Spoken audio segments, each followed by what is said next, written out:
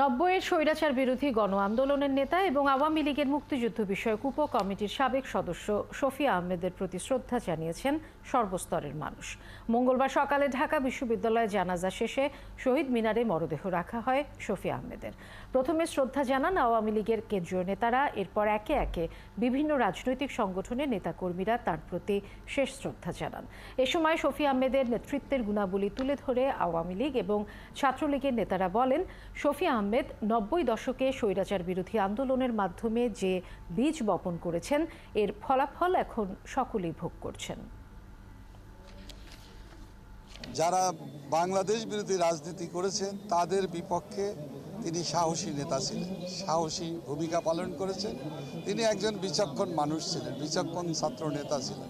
তিনি যে উদাহরণ তৈরি করেছেন সমাজের সামনে, সমাজ বদলের রাজনীতি, দিন বদলের রাজনীতি এবং মুক্তিযুদ্ধের চেতনার জন্য আপোষহীনভাবে লড়ে যাওয়ার ইস্পাত দৃঢ় যে প্রত্যয় তিনি আমাদের মাঝে ছড়িয়ে দিয়েছেন, সেটি আমাদের প্রজন্মের জন্য অনুপ্রেরণা হয়ে থাকবে।